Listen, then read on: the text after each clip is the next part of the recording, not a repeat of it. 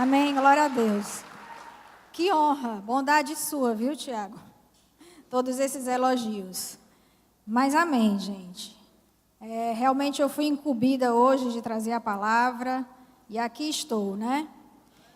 E meditando essa semana sobre o que eu poderia estar trazendo para os irmãos, eu me deparei com o texto de João 4, que fala sobre a mulher samaritana, né? Na verdade, esse é um texto bem conhecido de todos nós. Acredito que muitos de vocês tenham lido ou ouvido ministrações a respeito deste texto já algumas vezes, não mais do que uma, possivelmente, né?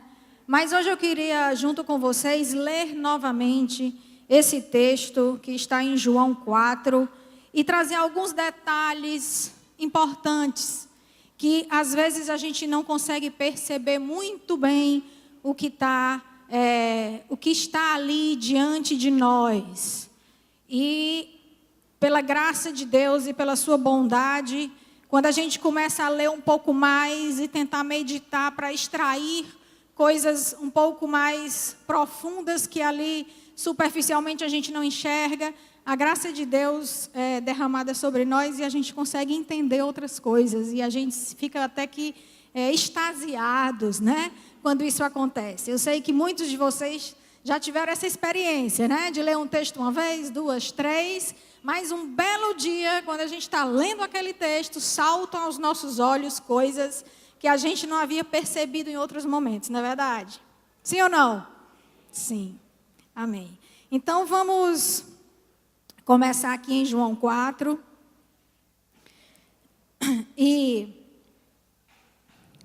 o versículo 1, ele diz assim, gente, nós vamos ler até o 26, tá?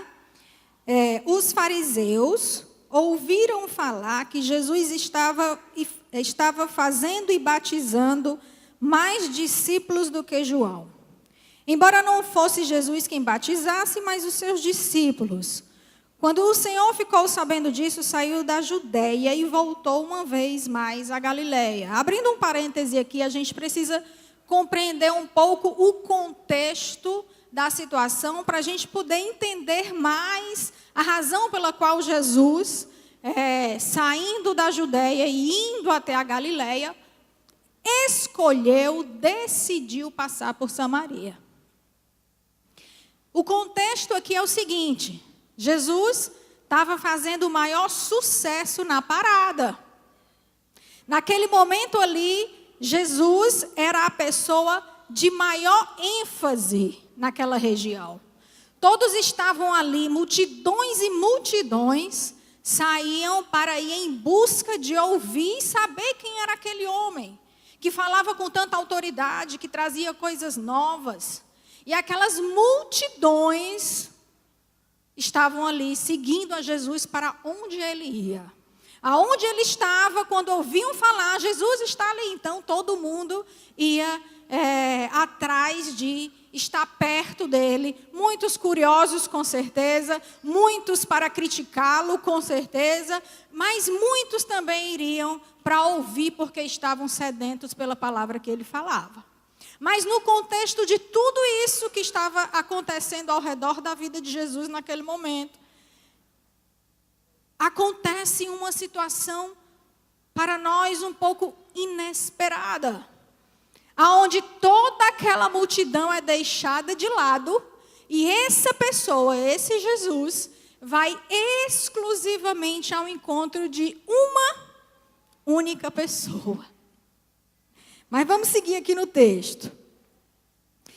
O versículo 4 diz assim: era-lhe necessário passar por Samaria. E fiquem atentos a esse versículo, porque nós vamos comentar sobre ele posteriormente. Era-lhe necessário passar por Samaria. Versículo 5. Assim, chegou a uma cidade de Samaria, chamada Sicá, perto das terras que Jacó dera a seu filho José. Havia ali o poço de Jacó. Jesus, cansado da viagem, sentou-se à beira do poço. Isso se deu por volta do meio-dia. Nisso, veio uma mulher samaritana tirar água. Disse-lhe Jesus: dê-me um pouco de água. Parênteses. Os seus discípulos tinham ido à cidade comprar comida. Sugere-se aqui, então, que Jesus ficou momentaneamente ali, sozinho com aquela mulher. Por que será? Para ter um papo ali individual com ela. Vamos seguir no texto. A mulher samaritana lhe perguntou: como o Senhor, sendo judeu, pede a mim, uma samaritana, água para beber? Pois os judeus não se dão bem com os samaritanos. Aqui é a observação do texto. Versículo 10. Jesus lhe respondeu: se você conhecesse o dom de Deus e quem lhe está pedindo água, você lhe teria pedido e ele lhe teria dado água viva. Jesus aqui estava falando de algo espiritual, mas parece que a mulher não entendeu bem. Disse a mulher: o Senhor não tem como tirar água do poço, e o poço é fundo. Onde pode conseguir essa água viva? Acaso o Senhor é maior que o nosso pai Jacó, que nos deu o poço, do qual ele mesmo bebeu, bem como seus filhos e seu gado? Veja aqui que a mulher não tinha a menor noção de quem ela estava conversando. Jesus respondeu: quem beber desta água terá sede outra vez, mas quem beber da água que eu lhe der, nunca mais terá sede. Ao contrário, a água que eu lhe der se tornará nele uma fonte de água a jorrar para a vida eterna. A mulher lhe disse: Senhor, dê-me desta água, para que eu não tenha mais sede, nem precise voltar aqui para tirar água. Coitadinha, bichinha, não entendeu nada ainda. Mas Jesus insistiu. Ele disse: vá, chame o seu marido e volte. Jesus muda totalmente o contexto da história, o contexto da conversa. Ele falou 2 vezes aqui sobre água viva, sobre água espiritual que a mulher deveria receber. Mas ela não entendeu nada ainda.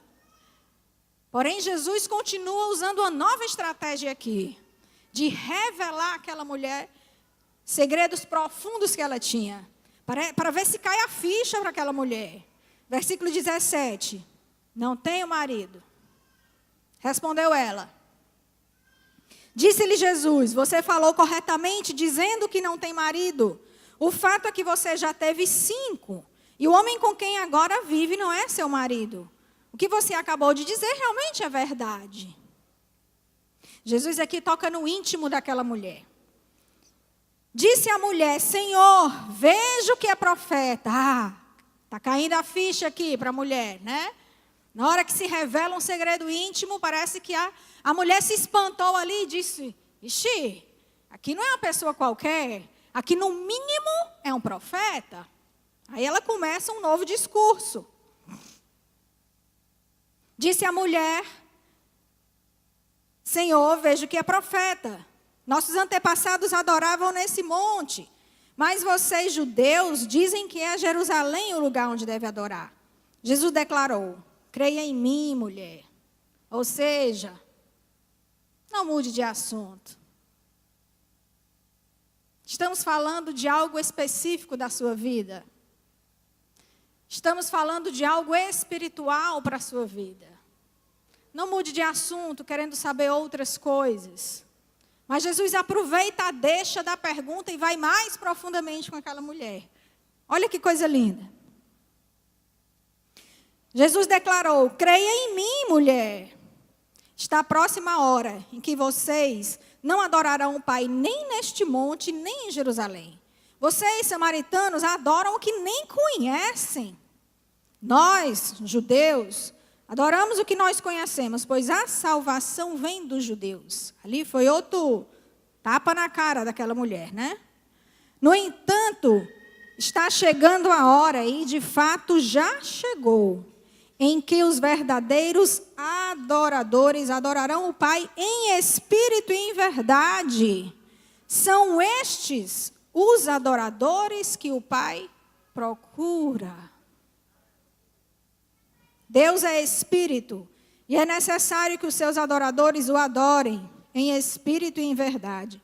Disse a mulher: eu sei que o Messias, que estão chamando aí de Cristo, está para vir. Quando ele vier, explicará tudo para nós. Então Jesus declarou: eu sou o Messias.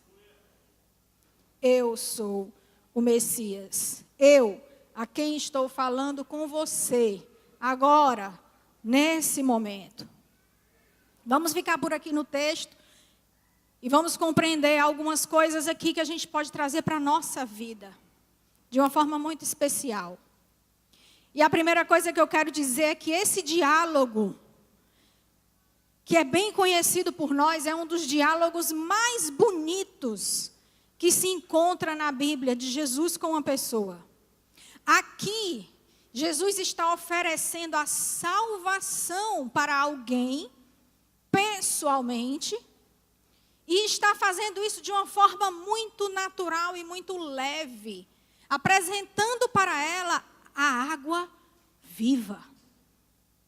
Ele está trazendo ali a salvação de uma forma muito especial, de uma forma que aquela mulher precisava ouvir. Eu não consigo entender esse texto como eu entendia antes, quando eu comecei a ler esse texto, alguns anos atrás. De ser um texto apenas de uma história bonita de uma mulher pecadora que se converteu. Não, existe muito mais aqui nesse texto. Esse texto aqui é uma autorrevelação de Jesus. É quando Jesus se autorrevela para alguém. E não para uma pessoa, talvez a mais provável da época. Mas Jesus deixa toda aquela multidão, deixa todos os seus afazeres e resolve ir ao encontro especificamente daquela mulher pecadora, uma prostituta, que para aquela época era algo assim totalmente abominável aos olhos da sociedade, onde as pessoas não chegavam mais para falar e relacionar com aquela mulher, ela era totalmente rejeitada e ignorada. Mas Jesus escolhe exatamente essa mulher para se revelar a ela. Porque aqui ele se revelou completamente. Ele disse: eu sou o Messias. Eu sou o Messias. E por que será que Jesus não escolheu os líderes da época para fazer essa revelação? Por que será que ele não escolheu ali pessoas mais bem quistas na sociedade?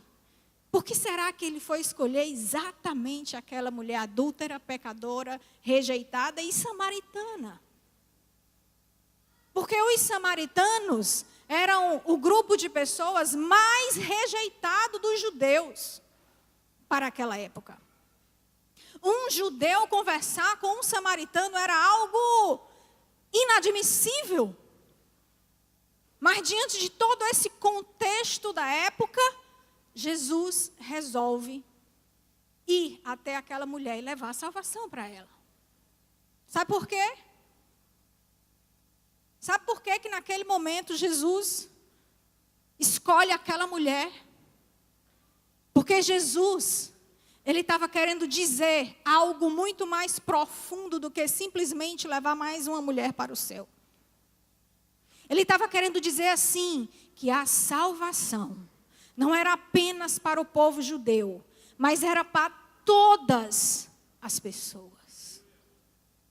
Que a salvação não era exclusivo para um povo, apesar dele mesmo ter vindo desse povo. Mas a salvação não era só para aquele povo.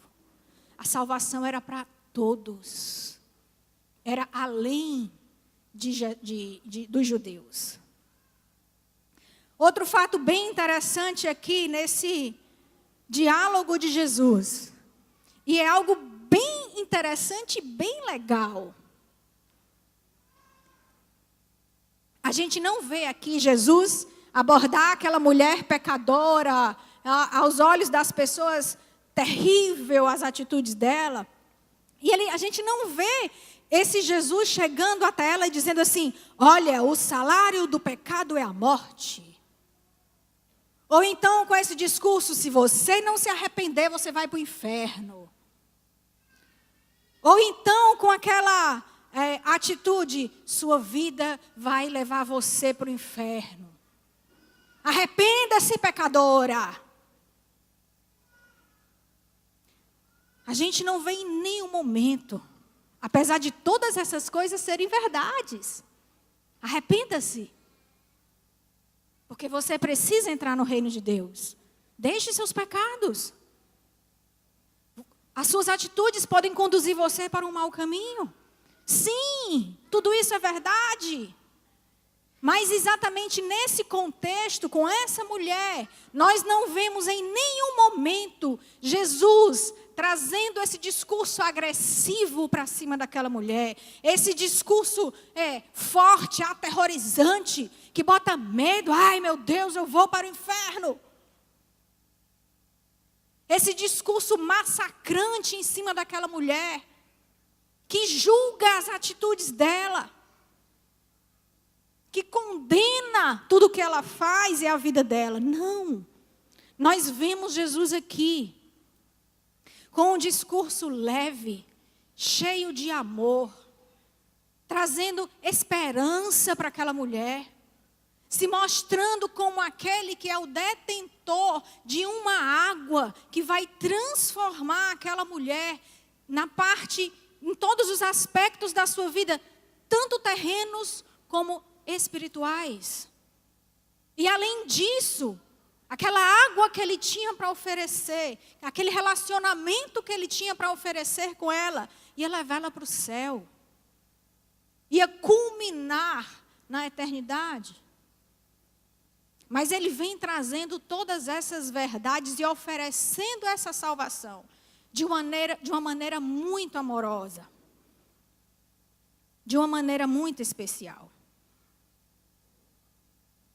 Aquela mulher certamente já havia sido preparada pelo Espírito Santo, com certeza. Para que naquele momento, para que naquela situação ali com Jesus, já havia no coração dela permeado alguns anseios, algumas insatisfações. É claro que aqui no texto nós não temos o histórico, os dados das emoções e dos sentimentos daquela mulher quando se encontrou com Jesus. Apenas a gente consegue especular pelo caminhar da história, pelo caminhar do discurso, que aquela mulher já tinha dentro dela alguns anseios não satisfeitos. Já tinham alguns desejos que provavelmente estavam permeando o coração dela. Algumas dúvidas, algumas necessidades emocionais que estavam permeando ali o coração dela, para que no momento daquela conversa, aquilo tivesse terminado em como terminou. Então a gente consegue entender também essa questão de que o Espírito Santo é que convence o homem do pecado, da justiça e do juízo. Eu quero abrir um parêntese sobre esse versículo. O Espírito Santo convence o homem do pecado. É diferente, porque às vezes a gente entende que o Espírito Santo vai nos convencer dos pecados que nós cometemos. Sim, isso é outra história. Mas nesse versículo especificamente, quando diz que o Espírito Santo convence o homem do pecado, ele está convencendo do pecado, de um único pecado. O pecado de não reconhecer a Deus como Senhor e Salvador. Esse é o grande pecado, pelo qual o Espírito Santo vem convencer as pessoas de que elas estão erradas, quando elas não reconhecem esse Deus como Deus Criador e Salvador. Todos os outros pecados que nós cometemos no nosso dia a dia vão ser resolvidos no momento em que nós temos um encontro verdadeiro e profundo com esse Deus. Então o Espírito Santo trabalha nisso.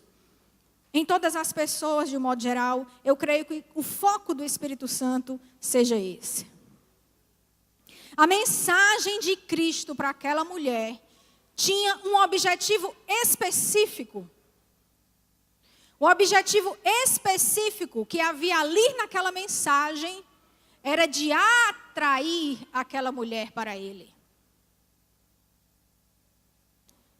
E é por isso que eu não vejo aqui essa história da mulher samaritana apenas como mais uma história de alguém na Bíblia que se encontrou com Jesus. Mas existe algo mais importante que nós precisamos conseguir entender desse texto. Nós precisamos entender algumas lições ou algumas verdades que estão embutidas aqui nesse texto. Pelo menos 3 eu consigo identificar aqui.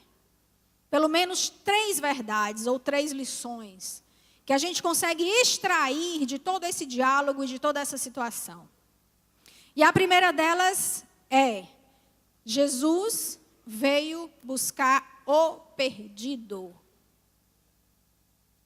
Lembra daquele versículo quando Jesus diz que ele não veio para os sãos, mas ele veio para os doentes? O que é que significa aquilo? Significa que tem 2 grupos de pessoas, pastora. Tem aquele grupo de pessoas que não precisam de Jesus e tem aquele grupo de pessoas que estão doentes, que estão em pecado e precisam de Jesus. Não é isso? Não. Não é isso. Pois todos pecaram. O que é todos? O que é todos, gente? Todos. Todos pecaram e destituídos estão da graça de Deus e precisam e carecem dessa graça. É o que a Bíblia fala. Então não existe 2 tipos de pessoas, os doentes e os sarados, dos quais somente os doentes precisam de Jesus. Não. Agora, existe sim 2 tipos de pessoas. Os que reconhecem que precisam de Jesus. Os humildes de coração, que reconhecem que precisam desse Deus. Independente do que eles vivem. Pessoas boas, corretas, justas. Mas que reconhecem que não são nada diante desse Deus. E que precisam dele. Simplesmente pelo fato dele ser Deus. Simplesmente pelo fato dele ser o criador de todo esse universo. Simplesmente pelo fato de amá-lo e querer ficar com ele. Reconhece que precisam desse Deus. Foi para essas pessoas que ele veio. O segundo grupo de pessoas são aquelas que acham que não precisam de Jesus. Que acham que por si só são suficientes. Minha vida está boa, minha vida está maravilhosa, eu não tenho problemas, eu não tenho dívidas, eu não tenho situações adversas, está tudo bem, não preciso de Jesus. E você acha que Jesus entra na sua vida apenas para resolver seus problemas? Será que Jesus, ele é importante só nos momentos que a gente precisa resolver um problema e aí ele vem com um milagre e pum, resolve tudo? Essa não é a questão. Isso é apenas um detalhe. Jesus vir com um milagre qualquer e resolver um problema seu é apenas um detalhe em todo o contexto da salvação. A grande questão que está em jogo na vida dessa mulher samaritana e na nossa vida todos os dias é o relacionamento que nós temos com Ele. E dependendo do relacionamento que nós temos com Ele hoje, aqui na terra, isso vai culminar, isso vai decidir a nossa eternidade. Isso vai decidir aonde e com quem nós estaremos após a morte. Porque essa vida é passageira demais. Meu irmão, se você viver muito, você vive 100 anos. Mas a eternidade é eterna. Não tem fim. E onde você estará? E é tudo isso que Jesus estava tentando explicar àquela mulher. Você precisa de água viva. Porque a água viva são correntes que vai jorrar do seu interior para A vida eterna, é o que está lá no versículo. A água que eu vou te dar, esse relacionamento que eu vou te dar aqui na terra, ele vai jorrar para a eternidade. Mas isso começa aqui. Hoje.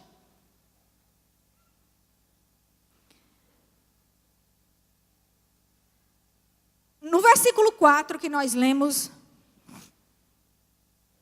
diz assim: era-lhe necessário passar por Samaria. Era-lhe necessário passar por Samaria.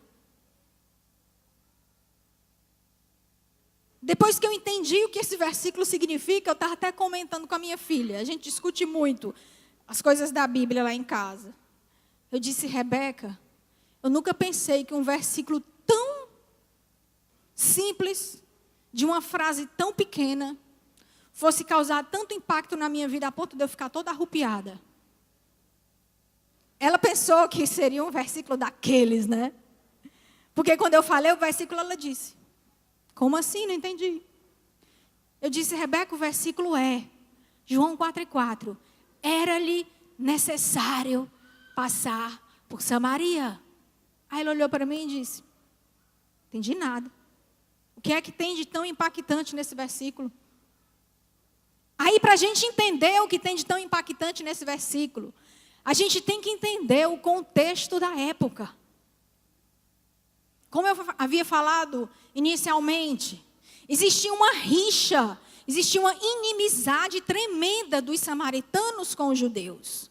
Lembrando que Jesus era judeu. Então, quando se ia geograficamente, eu tenho a Judéia e eu tenho a Galileia. E no meio dessas duas cidades eu tenho Samaria. Então, geograficamente, o caminho mais fácil para se chegar da Judéia até a Galileia era realmente passar por Samaria. Porém, a inimizade que havia dos samaritanos com os judeus era tão grande que todos os judeus cortavam caminho para não ter que passar dentro da Samaria quando iam atravessar, quando iam sair de Judéia para a Galileia ou da Galileia para a Judéia. Já existiam os trechos já feitos, as rotas já elaboradas, e não existia a mínima possibilidade de um judeu entrar em Samaria e se encontrar com aquela leva de gente escrachada. Não tinha a mínima possibilidade. A rota era passar, era sair de Samaria, era não cruzar Samaria, era arrodear Samaria. Essa era a rota. Mas Jesus, sendo judeu, era necessário passar por Samaria. Como assim? Como assim? Por que era necessário passar por Samaria? Se nenhum judeu passava por Samaria. Por que para Jesus era necessário passar por Samaria? Porque Jesus queria salvar aquela mulher. Homem não falava com mulher publicamente, nem os maridos com suas esposas. Judeu não falava com samaritano. Não se falava nem com a mulher direita da época. Imagine uma prostituta. Então imagine todo esse conflito. Imagine todo esse contexto cultural acontecendo. E Jesus diz assim: eu preciso passar em Samaria.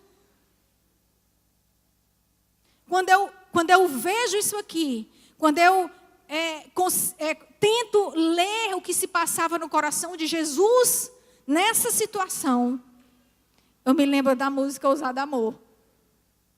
Oh, que deixa as 99, não é?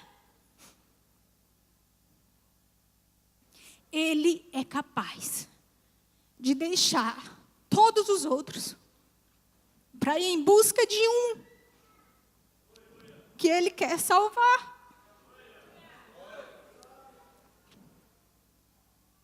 E isso é lindo demais.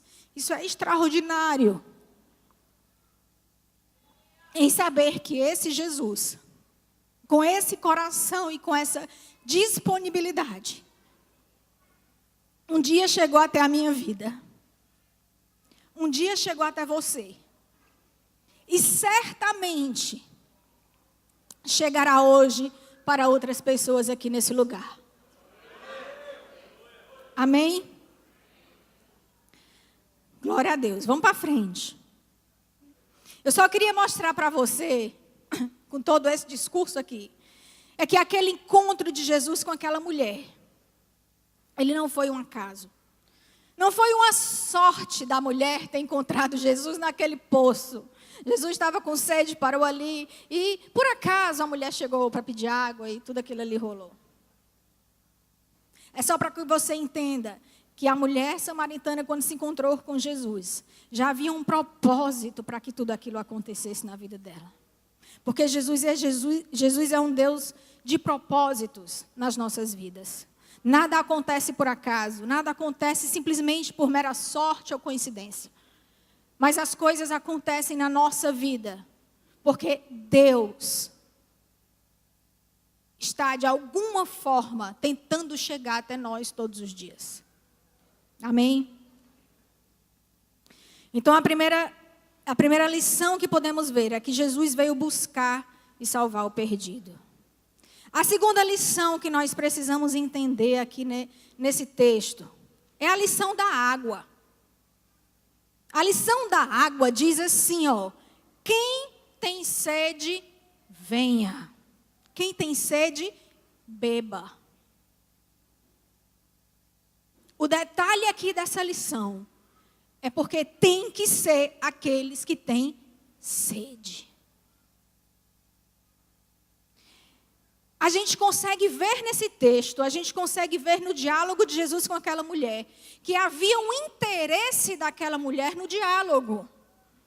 Por todo o contexto cultural que nós já falamos, a mulher poderia ter se aproximado ali daquele poço e Jesus ter dito assim: mulher, dê-me água para beber. Ela podia ter olhado para ele e ter dito assim: judeu, falando comigo, e ter dado as costas e saído, não poderia? Poderia. Provavelmente aquela mulher, quando se deparou com aquela primeira pergunta de Jesus, pedindo água para beber, provavelmente ela deve ter ficado desconfiada. Esse judeu vai me escrachar agora. Ah, não, esse judeu está pedindo água, alguma coisa ele quer.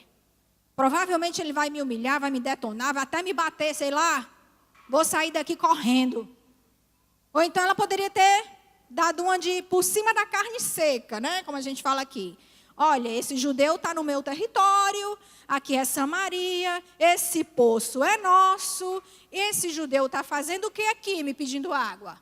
Pois agora é o momento exato para mim agora passar por cima dele e humilhar do jeito que eles fazem com a gente todo dia. Não poderia? Poderia. A mulher poderia simplesmente ter olhado para Jesus e ter dado as costas e saído sem trocar uma palavra com ele, ignorar totalmente ele. Poderia. Mas não. Aquela mulher se propõe, pelo menos ali inicialmente, ela se propôs a ouvir e a ponderar alguma coisa. E aí eles continuam o diálogo. Jesus fala 2 vezes sobre água viva. E ele ainda fala assim: são águas que vão jorrar para a vida eterna. Ele fala de coisas espirituais, mas ela não compreende. Mas em nenhum momento ela para de conversar, dá as costas e sai. Ela continua a conversa. Ela parece que puxa o assunto com Jesus. A gente percebe ali que há um interesse nítido naquela mulher, em conversar sobre aquilo que ela estava ouvindo. Ela não ignorou, ela não ficou rebelde com aquilo ali, por ser um judeu. Ela não ficou, de certa forma, até orgulhosa, porque era um judeu que estava pedindo algo para ela. Não. Ela se colocou na posição de quem quer ouvir. Ela se colocou na posição de quem estava precisando e buscando ouvir algo que talvez dali, com aquela conversa, pudesse sair algo bom para a vida dela. Existia ali um interesse particular da mulher naquele assunto.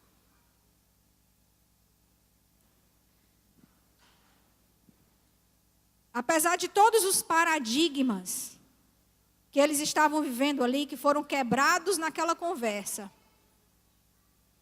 a mulher continuou conversando com Jesus, que para ela não era Jesus.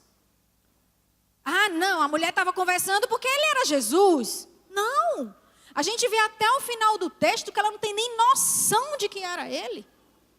Para ela era um judeu qualquer que estava conversando com ela. Mas mesmo assim, existia dentro dela uma necessidade, um anseio de algo a mais, que talvez ela pudesse encontrar ali naquela conversa com aquele homem.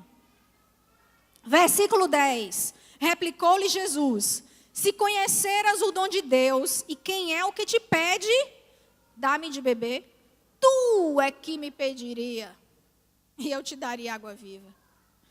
Jesus chega a um ponto e diz assim: mulher, se tu soubesse quem eu sou, tu era que me pedia água.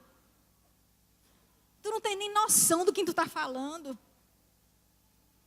Jesus muito delicadamente começa a introduzir outro assunto.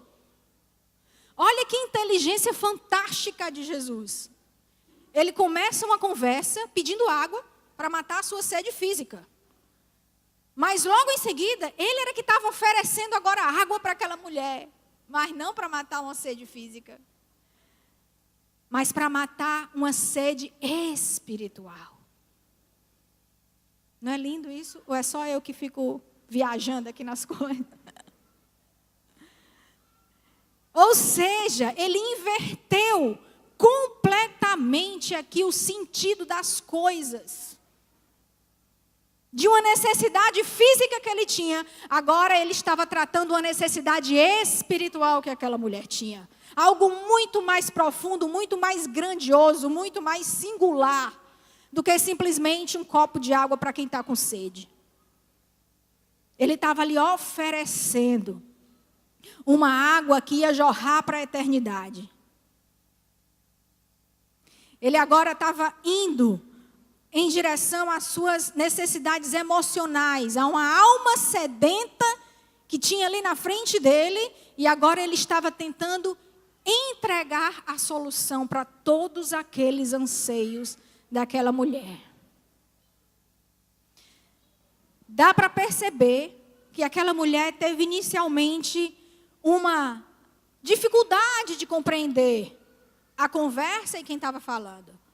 Mas mesmo assim, Jesus foi até o final com ela.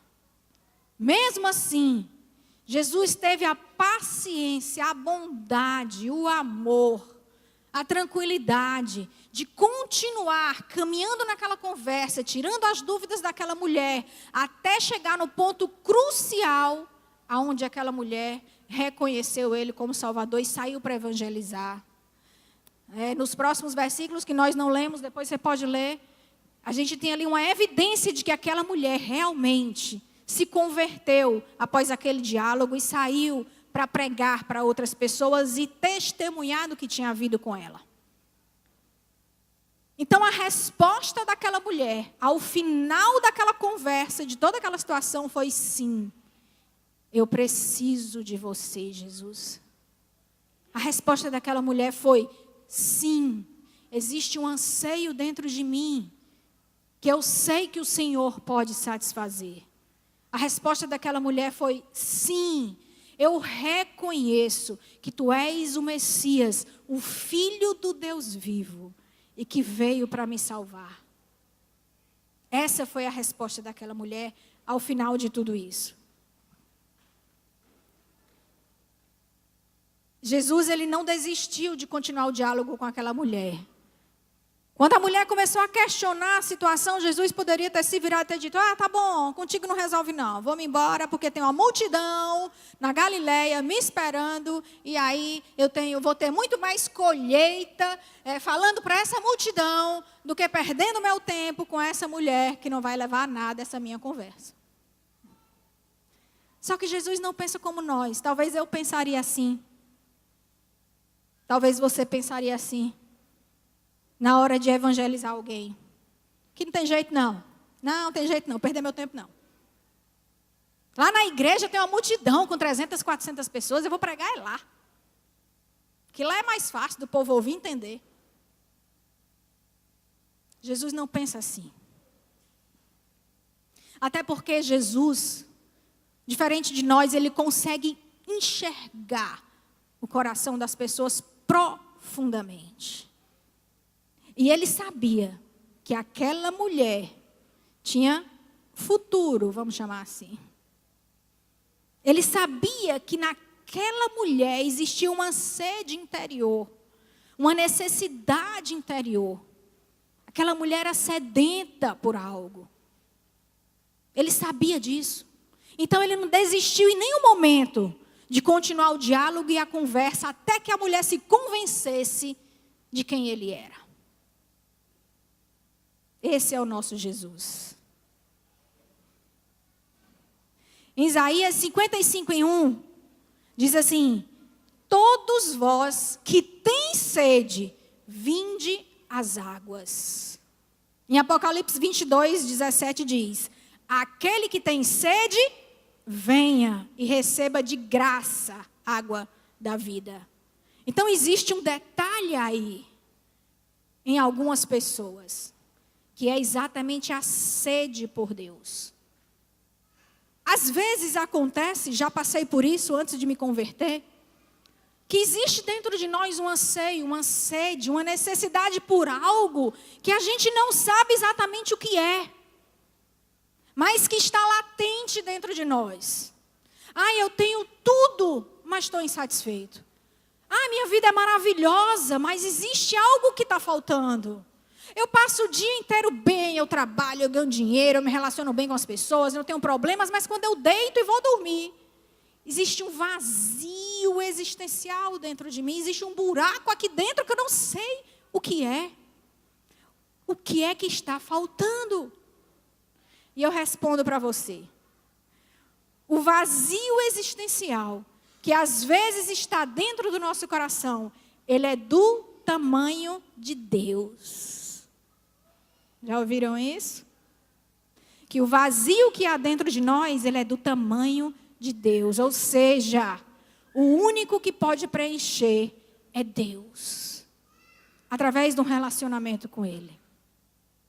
E a terceira e última coisa que nós podemos aprender aqui com essa história toda é que este é o dia aceitável do Senhor. Hoje é o dia aceitável do Senhor. No versículo 23, e não é eu que estou dizendo, é o texto. No versículo 23, a gente vê assim: no entanto, está chegando a hora, e de fato já chegou, em que os verdadeiros adoradores o adorarão em espírito e em verdade. Você precisa entender o que esse versículo significa. Em primeiro lugar, adoração não é apenas um louvor ou uma música linda que você canta dizendo que você ama a Deus. Ao contrário do que nós costumamos pensar ou até dizer, vamos começar a adoração, ministério de adoração, e vamos adorar com o hino, não é assim que a gente fala? Está certo, não está errado. Porém, a adoração não é somente isso. Adoração não é somente cantar uma música bonita. Adoração não é simplesmente pegar um instrumento e tocar um louvor. Isso é apenas uma das manifestações de uma pessoa que adora. Adoração é um estilo de vida. Adoração é quando o seu coração está inclinado ao coração do Senhor. Adoração é quando você reconheceu que Ele é Deus que salva, que é o teu Senhor, que é o teu Salvador.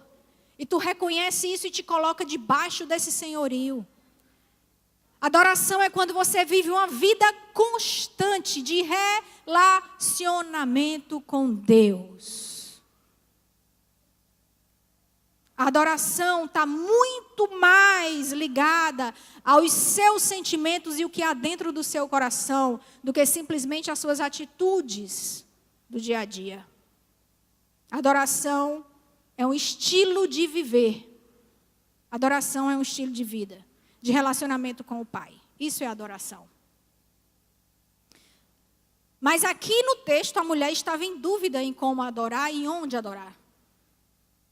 Eu acho que ali, né? Não vão dizer que a pastora afirmou, estou dizendo que é o que eu acho. Que aquela mulher, quando ela fez essa pergunta para Jesus, ela perguntou assim, presta atenção, no jeito da mulher. Ela perguntou assim, tu é profeta, né? Deve ser profeta. Então, se tu é profeta, diz aí para mim. Os judeus dizem que tem que adorar no monte, lá em Jerusalém. E os samaritanos dizem que a gente tem que adorar no monte. E aí, profeta? Onde é o lugar de adorar? Diz aí. Penso eu que aquela mulher estava querendo colocar Jesus assim, né, contra a parede. Responde aí, profeta. Tu conhece a minha vida? Disse aí que eu sou pecadora. Então, se tu é tudo isso aí, diz aí agora. Responde essa pergunta capciosa. Porque essa questão de onde adorar era uma questão bem problemática, né, naquela época. E aí a mulher vem querendo testar Jesus. Penso eu. Mas ele, de uma forma assim, inteligentíssima, de uma forma assim, sábia, ele não só responde aquela pergunta, mas como ele confronta mais uma vez aquela mulher. Ele diz assim, vocês não sabem de nada. Nós que somos judeus é que sabemos quem é Deus. Vocês samaritanos não adoram o que nem conhecem. Mas mesmo confrontando aquela mulher, pelo tipo de pergunta que ela fez, ele entrou mais profundamente e disse, vai chegar o dia, e já chegou esse dia para você, samaritana, de que os verdadeiros adoradores o adorarão em espírito e em verdade. Porque a adoração está dentro de você. Não é no monte, não é em Jerusalém. A adoração está dentro de você. Em qualquer lugar que você vá, aonde você estiver, com quem você estiver, você estará adorando. Porque o seu coração é um coração que adora. Está dentro de você. Aleluia.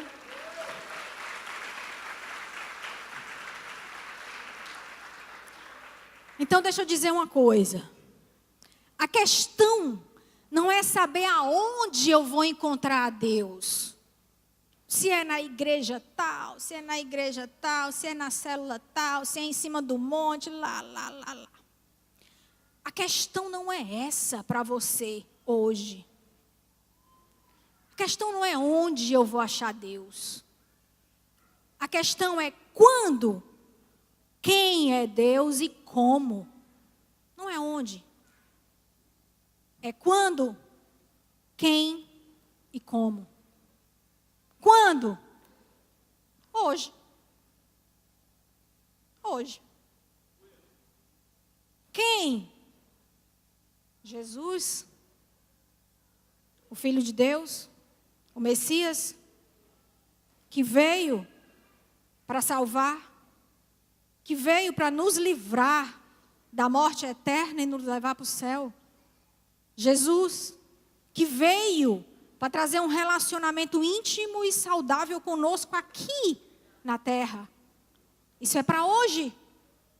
Não é só depois da morte. Quem eu devo adorar? Quem eu devo entregar a minha vida? Quem eu devo me submeter?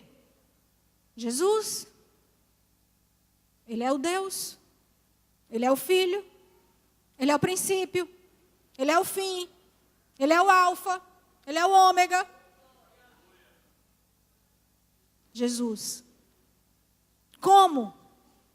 Terceira pergunta. Como? É hoje? É Jesus? Como? Decidindo reconhecê-lo como Senhor, como Salvador da sua vida e começar um caminhar novo de relacionamento diário com Ele. Simples. Simples assim. Sim ou não? Amém. Glória a Deus. Agora sim, o grupo de adoração da igreja. Me ajude. Amém, gente. Glória a Deus. O que Jesus hoje está fazendo aqui nesse lugar é simplesmente convencer alguns de um relacionamento com Ele. Eu queria que você ficasse de pé. Nós vamos encerrar com o louvor. Mas eu queria que antes disso, antes da gente orar e fazer a bênção apostólica, eu queria que você, independente da sua religião, da sua crença, independente do seu relacionamento hoje com Deus, independente de qualquer coisa, estou falando para todos agora. Feche seus olhos. Feche seus olhos um pouquinho, prometo que não vai ser mais do que 1 minuto ou 2. Eu quero te fazer uma pergunta que só você vai poder responder e só interessa a você. Eu quero te perguntar: você já tem bebido dessa água viva? Você já tem recebido de Deus dessa água viva? Essa água viva, ela já flui dentro de você? Será que essa água viva, que em outros textos a palavra diz que são torrentes de água viva, não são gotas, não são gotículas, não é um riacho pequeno, mas são torrentes de água que levam até a eternidade. Essas águas, elas podem ser profundas. Essas águas, elas podem ser rasas.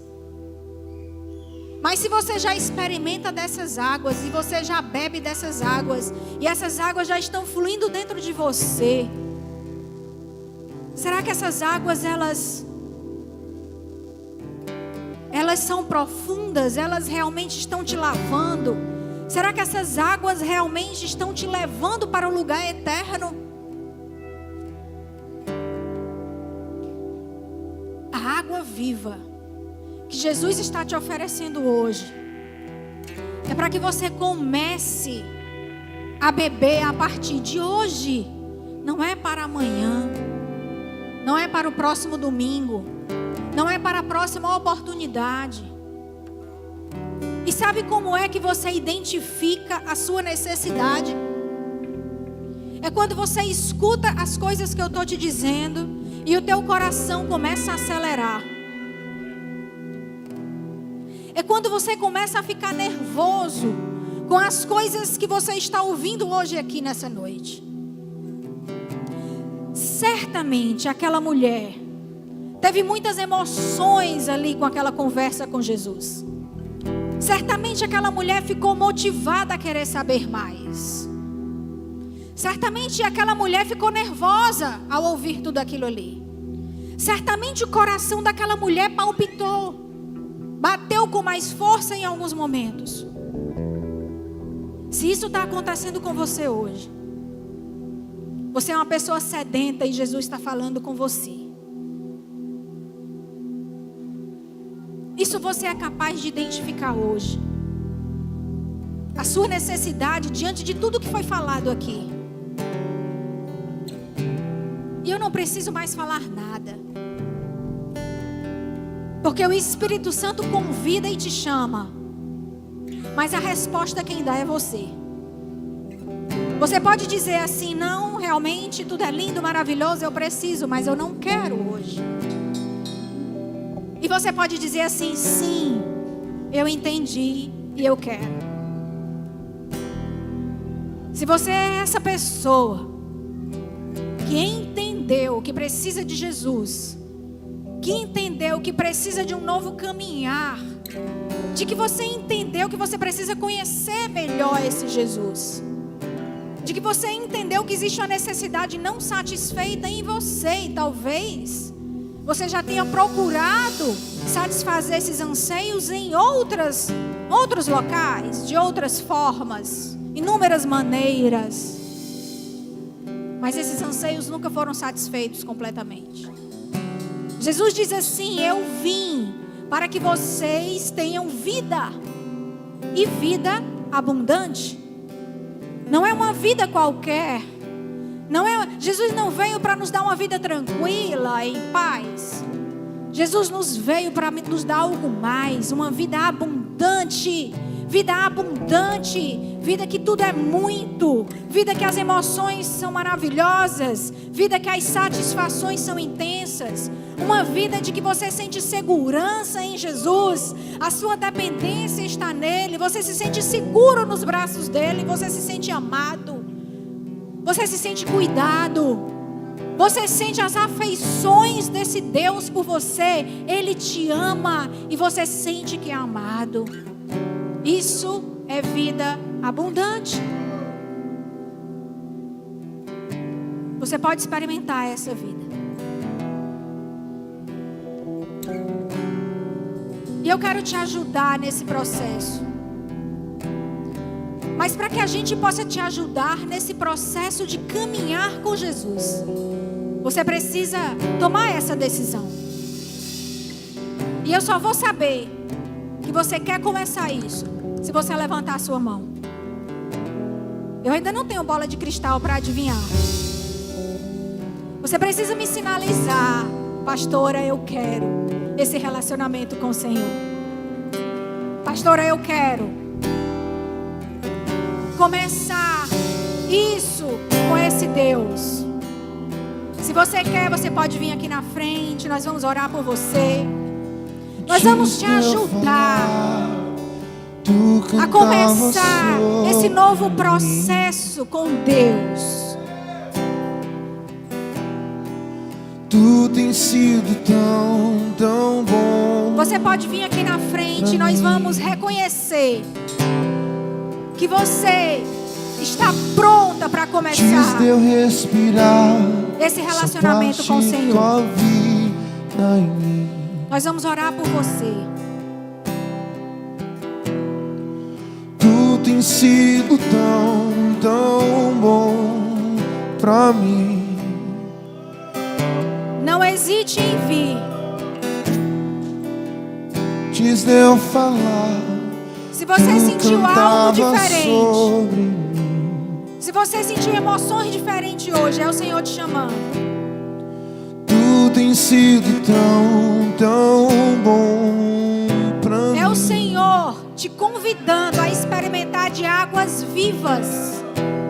Que você receba hoje essas águas vivas dentro de você. Sopraste tua vida em mim.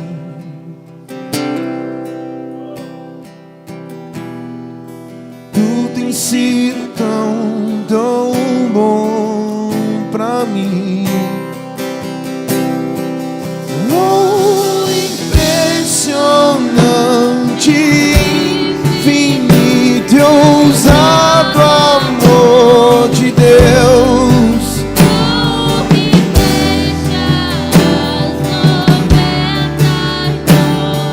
E só pra me encontrar, não posso comprá-lo, nem merecê-lo. Mesmo assim se entregou.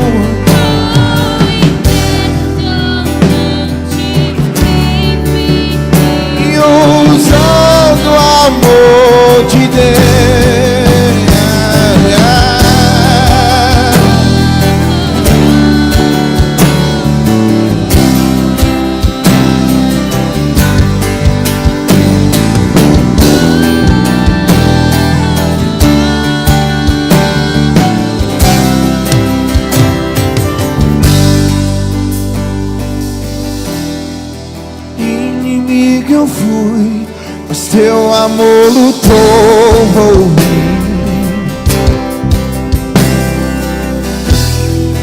Tu tem sido tão, tão bom pra mim.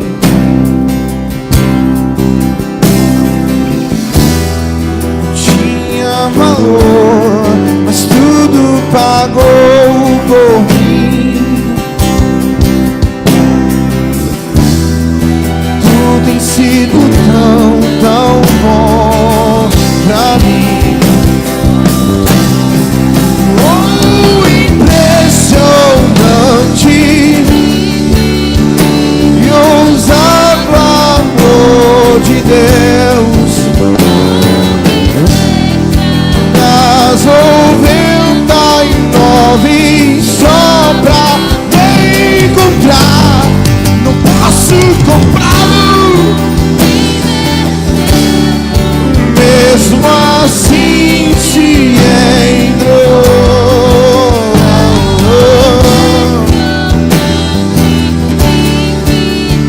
E ousado amor de Deus.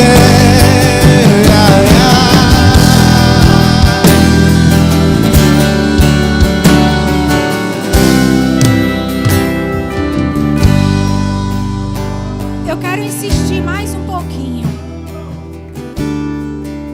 Se você ainda está em dúvida, experimente.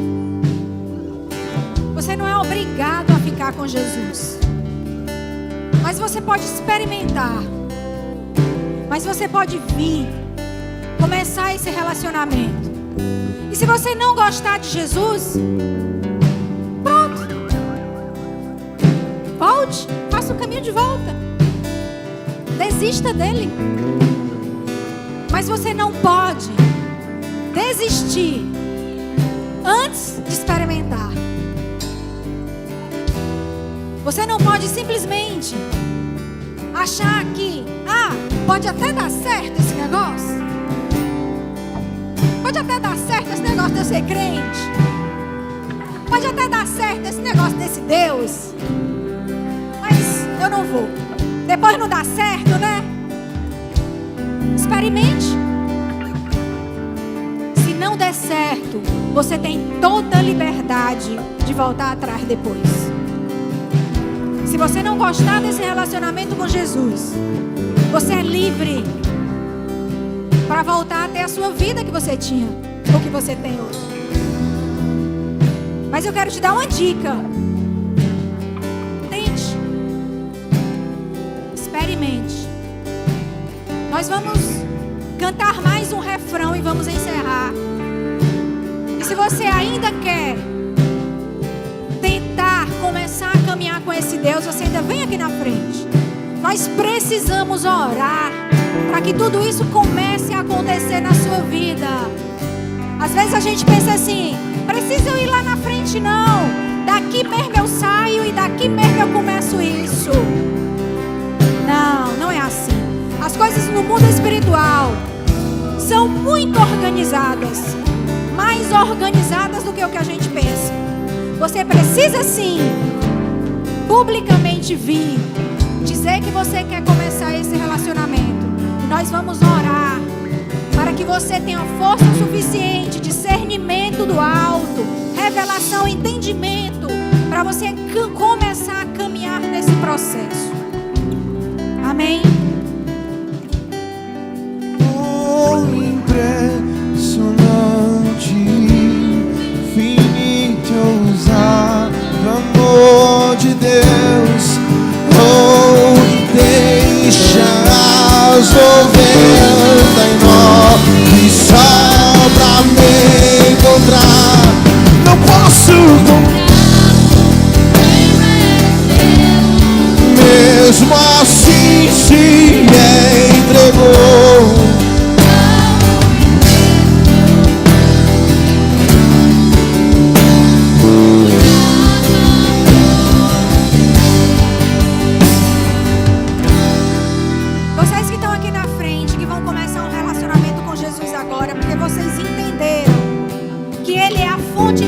Viva e que pode transformar a vida terrena e a vida espiritual de vocês. Levante a sua mão. Eu vou orar por você agora. Senhor, em nome de Jesus, eu quero te agradecer, Pai, pela tua graça derramada sobre esse lugar hoje à noite. Muito obrigado pela tua bondade e pelo teu favor, Pai. E eu quero colocar diante de ti agora essas pessoas que hoje tomaram uma decisão de experimentar esse relacionamento contigo hoje, Pai. Que tu venhas de uma maneira sobrenatural ao encontro dessas pessoas. Não só agora, mas nos próximos dias em que eles estarão caminhando contigo, Pai. Trazendo revelação, trazendo entendimento, trazendo o favor do céu, para que eles não desistam, mas que eles recebam uma capacitação do céu, para permanecerem, Senhor, para poder te conhecer, para poder receberem de ti, Pai. Que eles possam agora, Senhor, receber o que eles precisam individualmente, na vida de cada um deles, que tu venha tocar, Pai, de uma maneira especial, na vida de cada um desses que estão aqui, Pai. Em nome de Jesus. Em nome de Jesus. Eu queria que vocês repetissem a oração comigo.